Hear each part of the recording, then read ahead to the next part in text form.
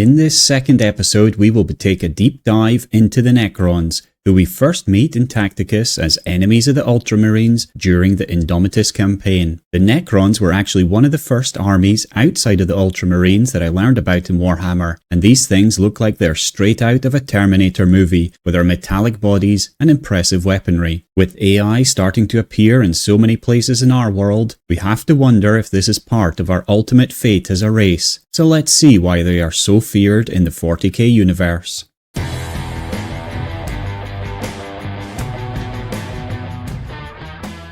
In lore, the Necrons are an ancient and enigmatic race of robotic skeletal warriors. Over 60 million years ago, long before mankind existed, they were a mortal species known as the Necron, a race plagued by short lifespans and suffering, cursed by the harsh, irradiated sun of their homeland. Their mortality bred jealousy, which soon turned into hatred for those who lived longer, especially the Old Ones, an ancient, near-immortal race wielding vast psychic power. Convinced that the Old Ones hoarded the secrets of longevity, the Necron waged war against them in a bid for galactic supremacy. Though the Necron possessed advanced technology, the Old Ones were masters of the warp and genetic engineering, and they utterly crushed the Necron, forcing them into exile. Fragmented by civil war and defeat, the Necron desperately sought new allies, leading them to the C'tan, an ancient, star-consuming race of unfathomable power. The Necron believed these celestial beings could grant them immortality, and the C'tan, sensing an opportunity, presented themselves as gods. They promised the Necron freedom from their suffering, but this was a deception. Through a process known as biotransference, the C'tan stripped the Necron of their organic forms, replacing their frail bodies with ageless living metal. However, instead of preserving their souls, the process ripped them away, feeding them to the C'tan as sustenance. Millions of Necron were stripped of their emotions and individuality, their minds reduced to cold, logical machine thought. Only the ruling elite, particularly Zarek the Silent King and his high-ranking nobles, retained fragments of their personality, but even they had become unfeeling, immortal constructs. The Necron had ceased to exist. They were now the Necrons, their once great empire transformed into a soulless, undying force of conquest. With their newfound power, the Necrons and the C'tan marched on the Old Ones, igniting the apocalyptic war in heaven. In desperation, the Old Ones created powerful but unstable new species, including the Eldar and the Krork, the highly advanced, warrior genius ancestors of the modern orcs. But despite these efforts, the Necrons ultimately won. However, victory came at a cost. The C'tan, now ruling unchecked, became arrogant, treating the Necrons as nothing more than disposable slaves, using them as tools of destruction and amusement. Realizing the depth of their enslavement, Zarek and the Necron rulers turned on their so-called gods. Using their own arcane technology, the Necrons betrayed and shattered the C'tan, breaking them into countless shards, each containing only a fragment of their immense power. Yet, despite their victory, the Necrons were too weakened to rule the galaxy, and with younger races rising to power, Zarek made a fateful decision. The Necrons would retreat, entering millions of years of stasis within their tomb worlds, where they would sleep, waiting for the right moment to reclaim the galaxy. And now the Necrons are awakening, and they are not happy. They seek to rebuild their lost empire, destroying or enslaving all organic life in the process. They recognize that the influence of the warp and chaos must be eliminated, as psychic powers remain one of the greatest threats to their dominance. Their dynasties are divided. Some seek conquest, others seek vengeance, and a rare few like Zarek the Silent King may even seek a way to restore what was lost. But regardless of their individual ambitions, the Necrons have effectively woken up and picked a fight with everyone in the galaxy. The ancient lords of the galaxy have returned, and they will not rest until they have reclaimed what is theirs.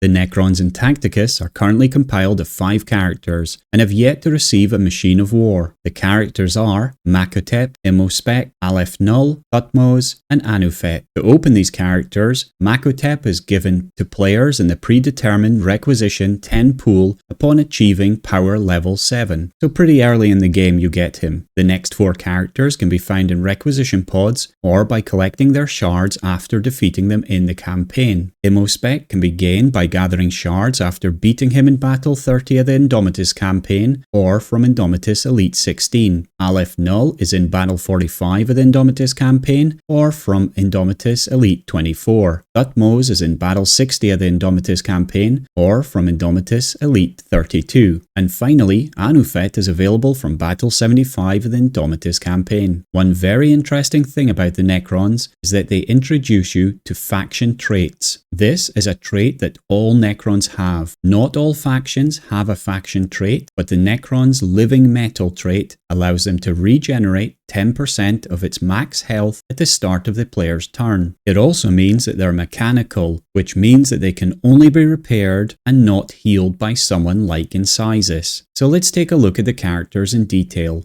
And in the meantime, if you want to earn some free blackstone to help you on your way, you can use my Referral Code in-game today to get 100 free blackstone. Just note, you can only use one Referral Code, so make sure you make the most of it. Let's begin with Makhotep, who is the Royal Warden of the Necrons. In lore, few warriors stand as unyielding and authoritative as the Royal Wardens. Among the countless ranks of the Necron legions, these elite commanders serve as the right hand of a Necron overlord, ensuring that the will of the Necron nobility is carried out with absolute precision across the battlefield. Unlike lesser Necron warriors, Royal Wardens retain a sharp tactical mind, allowing them to adapt, command, and enforce the decrees of their masters without hesitation. But the Royal Wardens are not mere battlefield commanders. They are enforcers of order, ensuring that the complex hierarchy of the Necron dynasties remains intact. They act as field generals, carrying out their overlord's commands with ruthless efficiency, and overseeing the cohesion of the undying legions under their watch. When an overlord's decree is given, the Royal Warden ensures it is followed, without question, without deviation, and without mercy. Beyond their administrative and enforcement duties, Royal Wardens play a crucial role in battle, where they are often seen marching at the forefront of the Necron warrior phalanxes. Their presence bolsters the discipline of the Necron forces, ensuring that damaged or battle-worn warriors continue to fight with unrelenting precision. A Royal Warden's advanced engrammatic logic allows them to override the mental disruptions of their troops, instantly restoring order among battle-shocked units and keeping the Necron war machine moving forward. And so in Tacticus, we can see that Makhotep is a real supportive leader to the Necrons. His abilities are all about keeping the relentless tide of the war moving forwards. With a new type of damage introduced to the player with molecular damage, we learn that he has 3 range, 2 hits, and a 60% piercing ratio. And this is really decent. However, like some of the Ultramarines, he has a terrible 1-hit physical melee attack, which has a 1% pierce ratio. And oh boy, this is not only weak, but it's the weakest melee hit in the game, so definitely don't allow him to become swarmed by the enemy. Now let's take a look at his passive skill, Relentless March. This gives +1 movement to all friendly units at the start of their turn in an adjacent hex. It also allows Makhotep to repair any troops that he starts next to as well. This makes him an excellent character to start in the middle of a bunch of allies, letting them rush across the field and entering combat with the opponents. Then he can fall back and boost their health from the backlines while firing over their heads and taking down hostile after hostile. His active ability is called Adaptive Strategy, and this triggers his passive Relentless March on any summoned characters. But what is a summoned character? Well, we'll find out more about the summoned characters the Necrons have when we meet some of the other characters, but this will also work on other summoned characters. So, for example, in the last episode, we met Bellator, and even though Bellator summons are not mechanical, and their health won't be restored, they will do everything else. That means they'll gain +1 movement. It also makes them immediately take an action and deal extra damage this turn. So overall, Makhotep is a really nice cornerstone of the Necron team. And so let's see how we will use him in our tactical board. We'll be using this throughout the episode to show how the Necrons can be positioned and how they interact with each other. With Makhotep, there are 2 different positions for him. In the early game, you want to start in the middle of the other Necrons. This gives him +1 movement and allows him to become aggressive if you're facing a weaker enemy. Later, he'll fall back and fire from the back lines, and we'll see how this works as we bring the other characters onto the board later. He's also incredibly important as he's one of the 3 core characters that you're forced to pick to complete the Indomitus Mirror event, and for that reason alone, you really should have him at least at Silver 1. For me, I always like to bring the core characters to Gold 1 for the elite version of the campaigns. Although there are definitely some varying feelings about that, I'll leave it up to you how far you want to go. I definitely don't regret leveling him, and mine is currently Diamond 1. Next up is Imospekh, who is a Hexmark Destroyer. In lore, within the vast and ancient legions of the Necrons, Hexmark Destroyers stand out as specialized agents of annihilation. Once they were death marks, Necron assassins adept at eliminating high-value targets from the shadows, but now they have succumbed to the insidious allure of the Destroyer cult, and their once cold precision has been twisted into an insatiable drive to exterminate all life. The Destroyer cult itself is a fanatical and twisted sect within Necron society. Its members forsaken all emotion, hierarchy, and even their dynastic loyalties in favor of a single obsessive purpose: absolute destruction. Even among their own kind, they are viewed as outcasts, their nihilistic philosophy setting them apart from the calculated ambitions of the Necron nobility. And there are many forms of destroyers, each reshaping their bodies to maximize their lethality, but Hexmark Destroyers stand apart, having succumbed completely to madness. No longer bound by stealth or patience, Hexmark Destroyers have modified their bodies for greater killing efficiency. Their distinctive hunched posture and extra limbs each wield an enmitic disintegrator pistol, allowing them to fire in multiple directions simultaneously. This makes them lethal at close range, capable of gunning down entire squads in a single withering hail of fire. However, their transformation comes at a price. They ignore their overlords, following only their own murderous instincts. They show no regard for self-preservation, knowing that they can simply be rebuilt, and they are utterly relentless, continuing to fight even when grievously damaged, as long as they can still kill. They emerge from dimensional oubliettes in the heat of battle, executing anything that moves before vanishing, only to reappear where the slaughter is greatest. These pocket dimensions allow Necron assassins to lurk outside reality, phasing into real space at the perfect moment to ambush their prey with deadly precision before disappearing once more. They do not strategize, they do not retreat, they do not stop. They are walking engines of death, a terrifying embodiment of the Destroyer cult's unyielding pursuit of extermination. So long as life exists in the galaxy, the Hexmark Destroyers will never rest.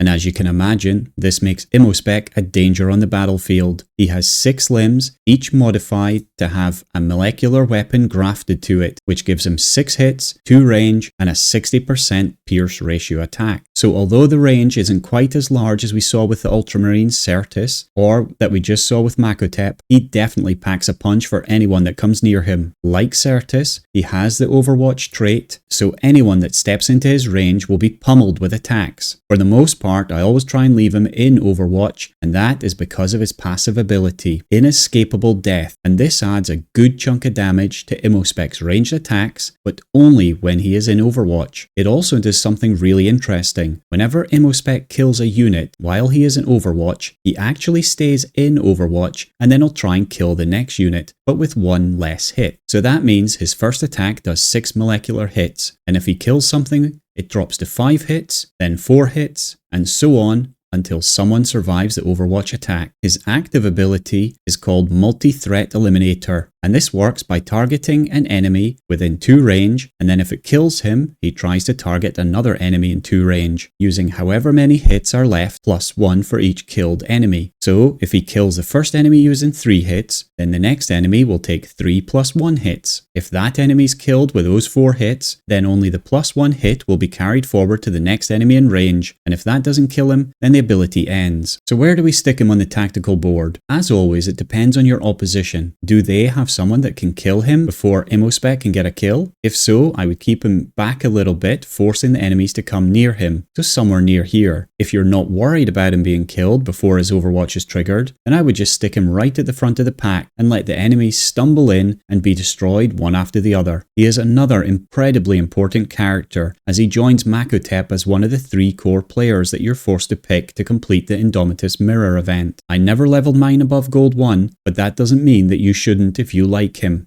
Next up, we have Aleph Null, who is a Canoptech spider. In lore, within the silent stasis-sealed tombs of the Necrons, where entire dynasties slumber for millennia, the Makhotep spider remain ever vigilant. These massive multi-limbed constructs serve as the engineers, guardians, and caretakers of the Necron Empire, ensuring that their master's domains remain intact until the time of awakening. Unlike the Necron warriors who enter hibernation, Makhotep spiders never sleep. They toil endlessly to maintain the infrastructure of their ancient civilization. They are built for both maintenance and war, and they possess immense strength, advanced repair capabilities, and formidable weaponry. They also possess a highly advanced intelligence, allowing them to function independently or as part of a network with other Makhotep constructs. Their primary functions include repairing tomb worlds using fabricator claw arrays. They maintain status crypts, repair damaged structures, and restore battle-worn Necron units. They can manufacture scarabs deep from within their carapace and unleash swarms of the tiny constructs to repair allies or devour enemies. They defend against intruders, armed with twin-linked particle beamers, razor-sharp limbs, and the ability to coordinate with Makhotep wraiths and scarabs. They eliminate any who trespass in Necron domains. And finally, they enhance Necron legions, ensuring warriors are always battle-ready through continuous repairs when the Necrons march to war. So whether they're lurking in the depths of a forgotten tomb world or marching alongside a Necron overlord's warhost, these constructs serve without question, without rest, and without end.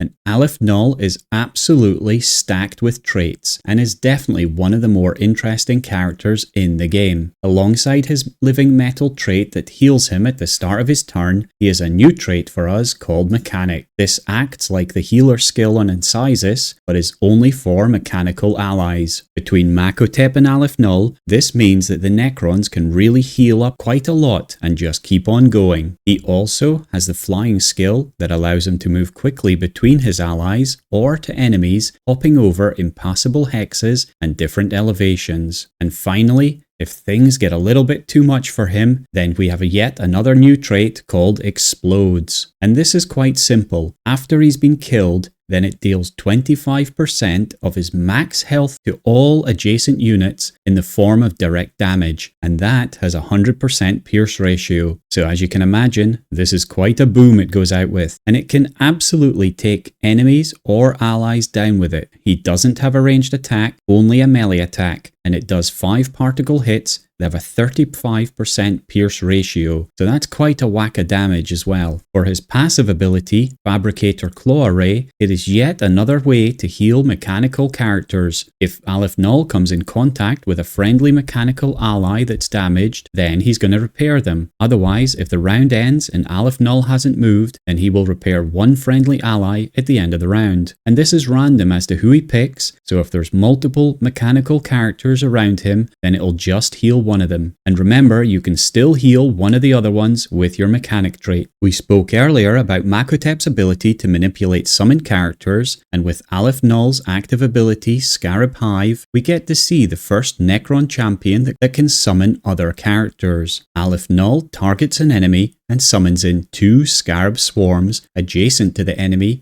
in any hexes that are free. If there are no free hexes, then no scarabs are spawned. When the scarabs spawn, they deal piercing damage with their first attack, and this has a whopping 80% damage. Afterwards, they revert to their normal energy damage, which has 30% pierce ratio. And these little scarabs are quite annoying as well, because they have a new trait called Swarm, and you can see a lot of new traits are being added quite quickly. It does get overwhelming for new players at this point already. The Swarm trait means that regardless of how much damage an enemy has, each hit will only damage one section of the scarab, and you can see that they start with 5 sections. So if you have a character that is 1 hit, like we saw with Incisis, then he's only going to damage 1 section. For someone like Bellator who has 6 hits, then he's going to be able to kill the scarab outright in one go if he can deal enough damage. And a couple of other little points with this. Firstly, this trait is ignored if the enemy is attacked with blast damage type. Secondly, if the scarabs are repaired, then it will rebuild the damaged sections. And these little terrors are not done yet because they have their own passive and active abilities. Its passive ability is called Reanimation Protocols, and this isn't the last time we'll see this ability today. It's triggered when the character has been killed, and it works like this. If there is at least one other friendly unit of the same type on the battlefield, then this unit has a 35% chance to be immediately revived. It comes in with 25% of its initial health in the same hex or a random adjacent one, but it won't work if the scarab has been overkilled, and that means it's been killed by twice the amount of health that it had left. So these things are already difficult to put down for good, but they get even more annoying with their active ability, Scarab Summon. This allows the character to summon another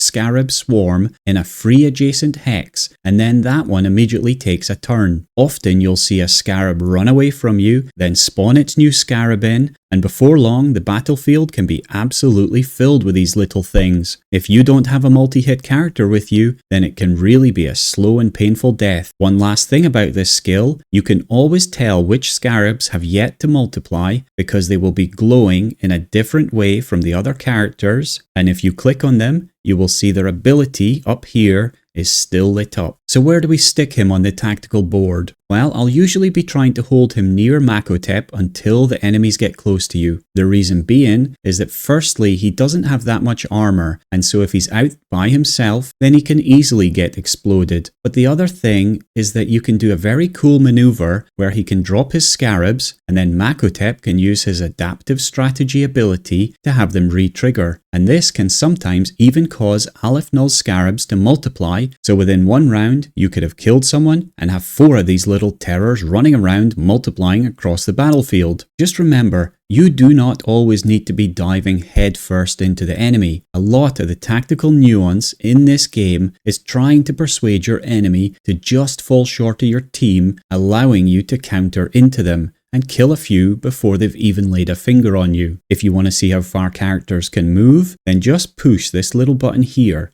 It will highlight the battlefield for all the enemy team to show where they can go. You can also click on the enemies and it'll show you how far they can go individually. This is essential for starting to learn how far characters can go. For Aleph Null, he is the final part of the team of core players that you're forced to pick to complete the Indomitus Mirror event. But he's so much more than that. You really will be using Aleph Null in so many different events, so keep your eyes on this little metallic spider. He was my first Diamond 3 character, and I haven't regretted leveling him for a single second.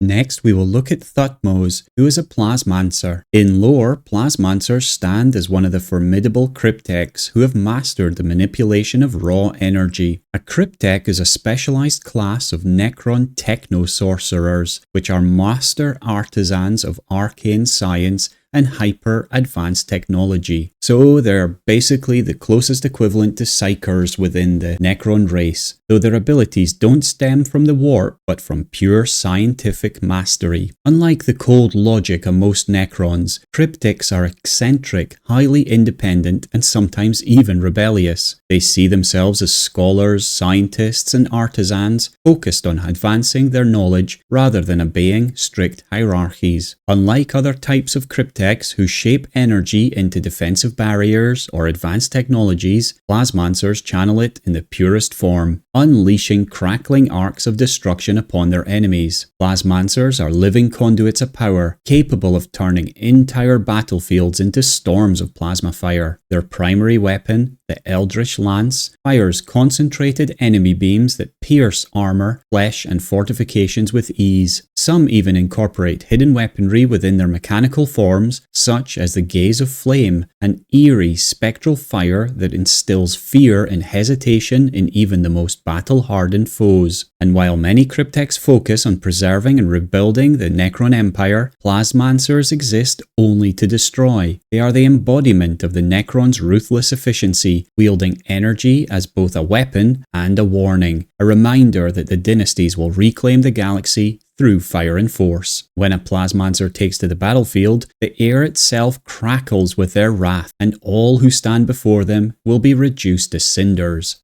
And for Thutmose, outside of his faction living metal trait, he can also fly over the battlefield, meaning that when it's time to attack, he can close the distance quickly. Like all of the Necrons, they can only move 3 spaces, so they can all move the same distance, which makes attacks easier to plan. He has a ranged plasma attack that has 2 range, 2 hits, and 65% pierce ratio, and that means it's quite short range again compared to the snipers in the game who usually have 3 range, but the pierce ratio is quite nice. His melee attack also has a similar pierce ratio as its plasma, and it does 2 hits. So overall, if he can get into range, then he can deal a bit of damage. In fact, right now, his range damage is the 4th most damaging in the game against a champion with average armor. His passive ability is Living Lightning. He is basically a giant Tesla rod, and so when he comes into contact with an enemy, he deals 1 hit of direct damage to a random enemy around him. This has a 100% pierce ratio, so it's definitely painful, especially for tanks. If Thutmose hasn't moved this turn,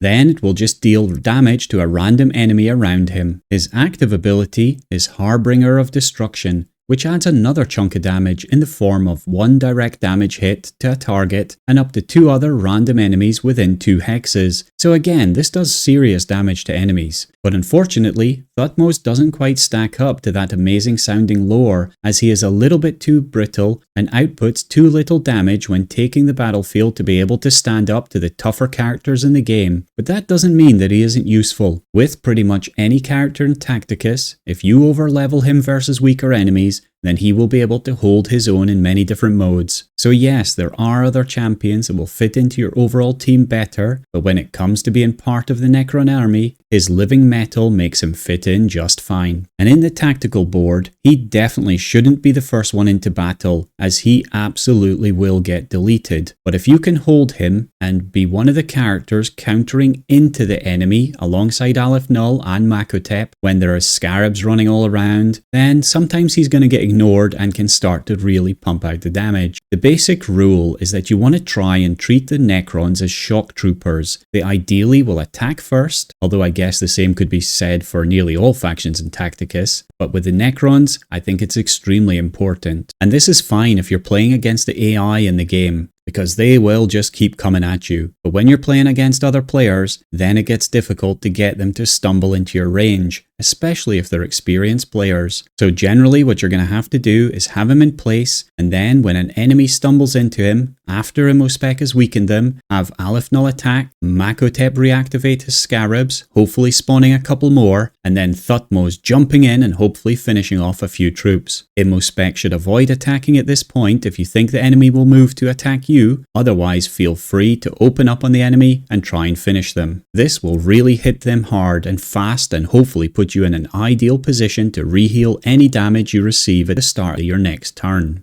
The final character is Anuphet, the Necron Overlord, and among the cold calculating rulers in the Necron dynasties, none wield a greater power than the Necron Overlords. These immortal commanders oversee the vast silent legions of their tomb worlds, orchestrating war with a mind unclouded by emotion or hesitation. Towering above Necron lords in both authority and tactical brilliance, Overlords are the architects of their race's long-awaited return, wielding unparalleled military and political control. But they are far more than mere battlefield commanders. They are rulers of entire planetary systems, responsible for the governance, maintenance, and strategic dominance of their domains. Though they may slumber in status crypts for millennia, their will shapes the destiny of the Necron race. Among the Overlords, they are those who rise to the rank of Pharaon, rulers of entire dynasties, whose word is absolute across countless tomb worlds. A Pharaon does not merely command, they reign, and lesser overlords serve in their courts, executing their grand designs as they strive to rebuild the ancient Necron Empire. For the overlords of the Necrons, the galaxy is not a battlefield, it is a throne awaiting its rightful rulers.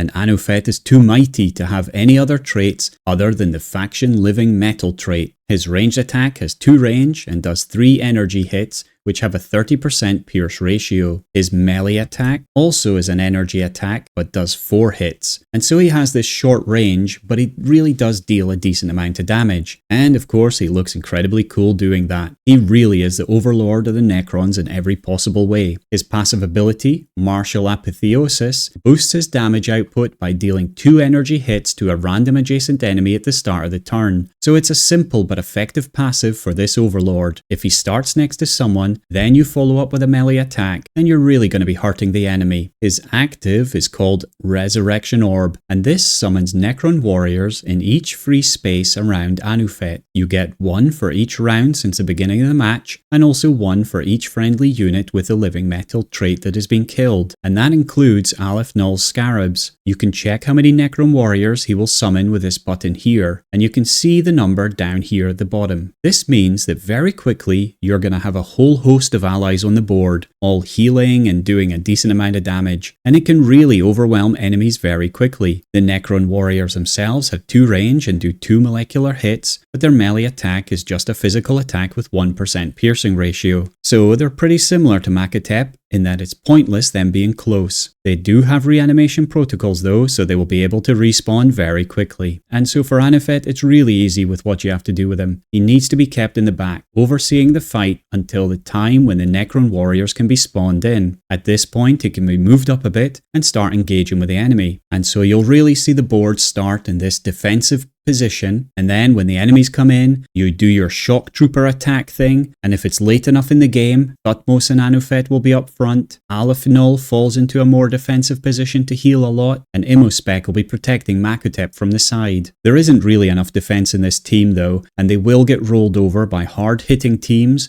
or if there's focus fire onto one of your characters, but hopefully at this point you've killed or damaged enough of the enemy, and then you can just heal and damage your way through to the end of the battle. And so again, that is such a lot to absorb. You can see that the developers really ramped up the game with a lot of new traits, summoned characters that have their own passive and actives, a new faction trait, and much more complexity with a group of metallic Necrons. I remember when I first joined, and I was completely overwhelmed by everything that they did, and so hopefully this video will have helped you to absorb a little bit more of what they do. And if this video has helped you, then do subscribe for more videos like this in the future. We have some big subscription targets for the year, so I need all your help in getting there. We just went past the 5k mark, and I'm looking to at least double that over the next few months. If you have any feedback on this format, please do share it below, and look out for more faction beginner guides coming in the near future. I'll create a playlist specifically for them, and if you want to learn more about Tacticus as a whole, then I have a lot of beginner guides that can help you with everything from which characters you should be leveling first to helping you plan how to level them. And I'll share a playlist of that in the link below as well.